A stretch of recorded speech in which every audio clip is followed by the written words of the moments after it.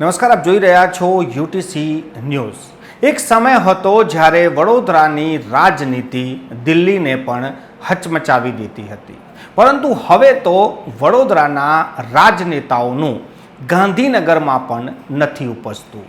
આ ચર્ચા વડોદરામાં ત્યારે શરૂ થઈ જ્યારે રાજકોટના અગ્નિકાંડ બાદ ત્યાં એસઆઈટી નિમાઈ ગઈ। એસઆઈટી નિમાવ્યા બાદ 2021થી અત્યાર સુધીમાં જેટલા પણ આઈએસ આઈપીએસ ત્યાં કામ કરી ચૂક્યા છે એ તમામને સમન પાઠવીને તેમની પૂછપરછ કરવાનું એસઆઈટીએ નિર્ણય કર્યો છે।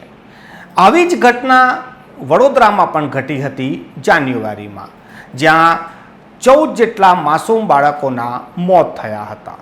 તે સમયે તો એસઆઈટી ના નિમી, તે સમયે તો અધિકારીઓની પૂછપરછ પણ ના થઈ, તો આવો ભેદભાવ કેમ? લોકો એવું પણ કહી રહ્યા છે કે જો વડોદરામાં જ રાજકોટ જેવી તપાસ થઈ હોત અને કાર્યવાહી થઈ હોત તો હોઈ શકે કે રાજકોટની ઘટના જ ના બનત, પરંતુ વડોદરાની ઘટનામાં જે રીતે ભીનું સંકેલવાની કોશિશ કરવામાં આવી, એમ કે ચિત્ર સ્પષ્ટ દેખાય છે કે શાળા સંચાલકો પર કોઈ કાર્યવાહી થઈ નથી।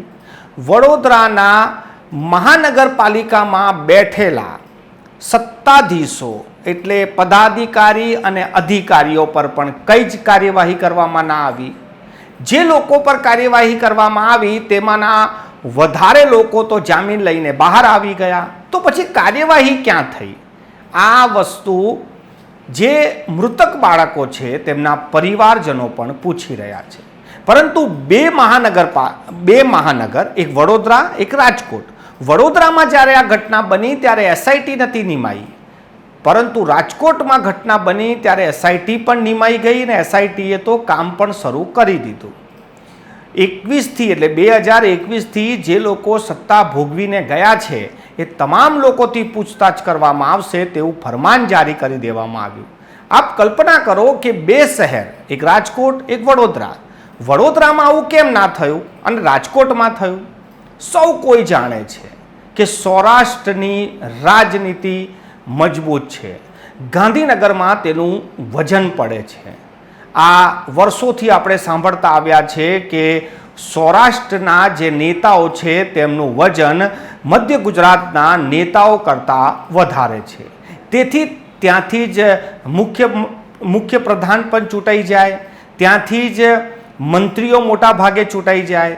મધ્ય ગુજરાતના ભાગે આવે તો શું આવે, આપ સૌ કોઈ જાણો છો। પાછલા સમયમાં વડોદરાના રાજનેતાઓને શું પદ મળી છે ને શું પ્રતિષ્ઠા મળી છે, શું તેમની કામગીરી છે તે સૌ કોઈ જાણે છે। પરંતુ કામગીરી તો છોડો, પણ જ્યાં વડોદરાના બાળકોના જીવના વાત આવે ત્યારે તો કમસે કમ નેતાઓએ માંગ કરવી જોઈતી હતી, પરંતુ કોઈએ માંગ કરી ના કરી એ પછીની વાત છે। પરંતુ હાલ રાજકોટમાં જે પ્રકારેની કામગીરી ચાલી રહી છે એવી જ કામગીરી જો વડોદરામાં થઈ હોત તો રાજકોટની ઘટના જ ના બનત, એવી ચર્ચા આજે થઈ રહી છે। વડોદરામાં તો જ્યારે ઘટના બની ત્યારે વડોદરાના કલેક્ટરના અધ્યક્ષ સ્થાને એક કમિટી બનાવી દેવામાં આવી। કલેક્ટરે એક રિપોર્ટ તૈયાર કર્યો અને રિપોર્ટના આધારે કામગીરી થઈ, પરંતુ જ્યારે આ મામલો હાઈકોર્ટમાં ગયો ત્યારે હાઈકોર્ટે પણ ઝાટકણી કાઢી હતી। જો તમને યાદ હોય તો કે જે પ્રકારેનો રિપોર્ટ આપ્યો હતો ત્યારે હાઈકોર્ટે પણ જણાવ્યું હતું કે ઘટના બાદ તમે શું કર્યું છે તેમાં અમને કોઈ દિલચસ્પી નથી, ઘટના પહેલાં તમે શું શું કર્યું એ જણાવો। ત્યારે તમામ લોકોની બોલતી બંધ થઈ ગઈ હતી। આવી જ ઘટના હવે રાજકોટમાં બની છે। રાજકોટમાં તો અધિકારીઓના જવાબો લેવાશે, એમને સમન પાઠવી દેવામાં આવ્યા છે।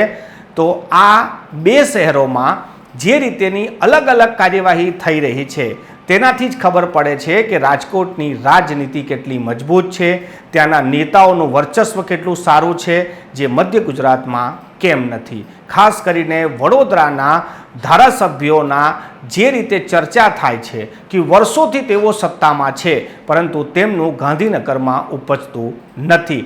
તેથી જ વડોદરામાં જ્યારે આ ઘટના બની ત્યારે ભીનું સંકેલવાની કોશિશ થઈ અને રાજકોટમાં જ્યારે આ ઘટના બની તો કડક કાર્યવાહીઓ શરૂ થઈ ગઈ છે. આ અંતર જ બતાવે છે કે સૌરાષ્ટ્રની રાજનીતિ અને મધ્ય ગુજરાતની રાજનીતિ.